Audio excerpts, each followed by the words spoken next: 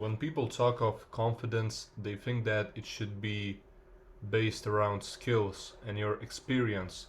Simply put it that you you have confidence if you have the necessary experience to prove that.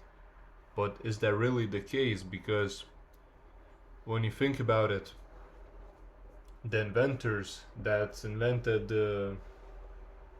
things that didn't exist before, for example, Thomas Edison invented a light bulb when previously that didn't even cross anyone's mind in the history of humanity. Do you think he thought about his ability to create a stuff that did not exist yet?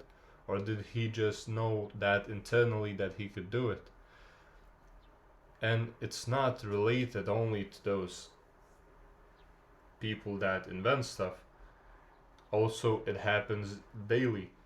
Let's say you work a job and you have a position that is, let's say, a lower tier, an entry position, whatever. And your manager may ask you certain questions. Can you do it? Can you do this task? Can I give you this task?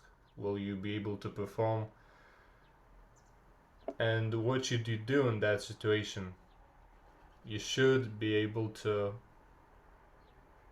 stay confident even if you don't know how to do it. Because, see, let's say you come to a doctor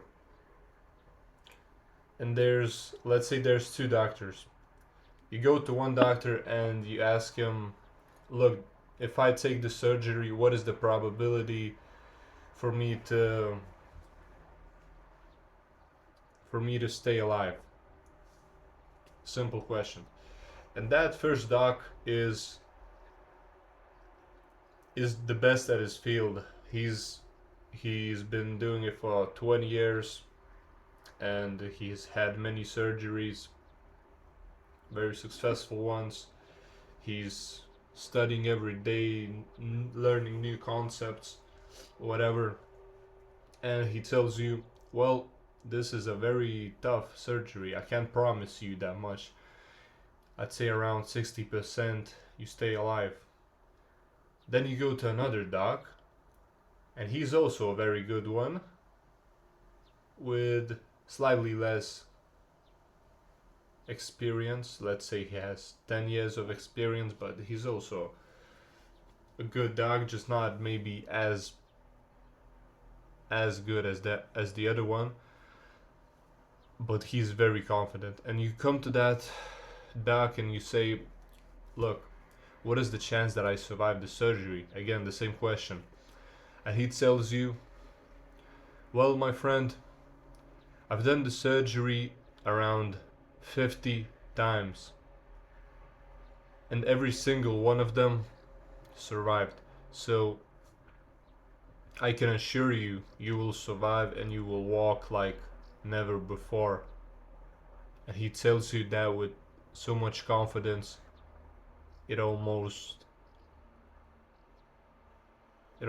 right away suits you into going with that doc. And what you think immediately, you don't even logically calculate what who which doc is the better one, but you subconsciously right away understand that the second doc that has way more confidence is the one you should go with. Now, what does that confidence say about their skills? Confidence immediately puts your skills above the level they really are. Now, if you're really good at your field and you are not confident, you don't trust yourself, your abilities, your confidence actually makes your skills look less valuable than they really are. And how that affects you, well, if you work a job, your salary is lower than it could be, You could get a better paycheck basically. If you're a fund manager, the people that you want to invest in your fund, they won't pick your fund because, well, where's the confidence then?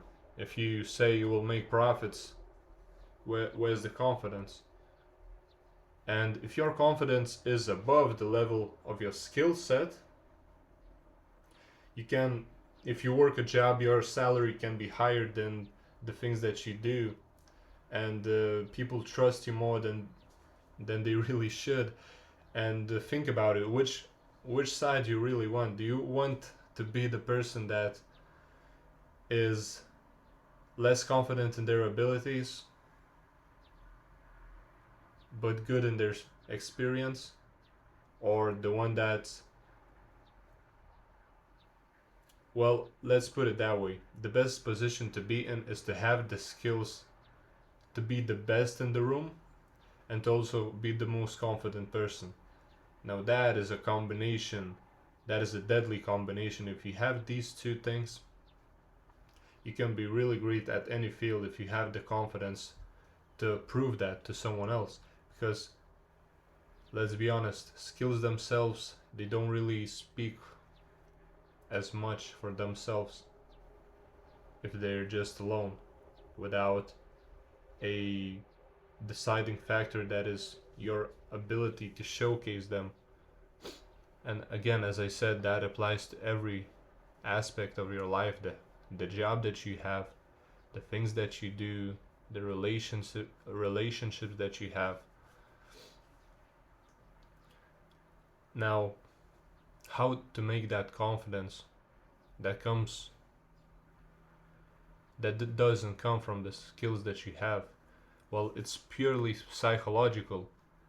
You have to say it to yourself that I am confident, and your mind will not believe it until you take action, because confidence comes after action. You do something, and then your mind understands, yeah, this guy knows what he's talking about. We can trust him. He is confident. One of the experience that I had was, there was this school party or whatever a few years ago, and I didn't know how to dance, to be honest. I was a I was a bad dancer, and I really wanted to dance with one girl, whatever. And I thought about it. What if I act on it? What if